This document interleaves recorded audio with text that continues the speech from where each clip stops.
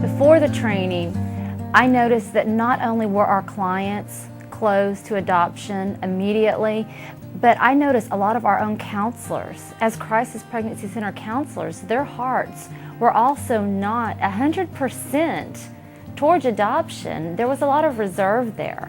Before I took the training for the adoption awareness from Active Life Ministries, I was not hip on sharing adoption in the counseling room.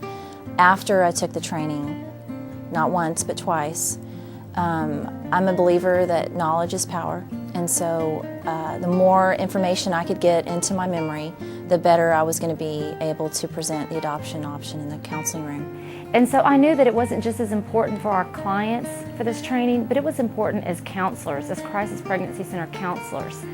So after the training and listening to the testimony and listening to the stories, and it really took the fear of adoption away.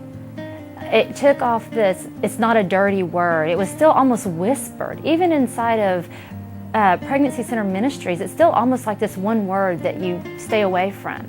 But the training took that fear off, and we were able to openly explore adoption, not just as counselors, but as individuals. As the director of a Crisis Pregnancy Center, I feel that it is vitally important that Active Life partners with every CPC that's possible. To do what we do in ministry, you do need to have training, you do need to be informed, and you do need to know the facts. And if you don't, if you're not willing to learn whatever it is that you need to learn to be the best that you can be for whatever ministry God's called you to, then you're really shortchanging whatever ministry you're serving. Also, as a previous Crisis Pregnancy Center client, years ago, when I showed up to a Crisis Pregnancy Center, not only was I unable to be seen at that time, but there was no information given to me. I had no knowledge about adoption. I was a teenager in a crisis pregnancy.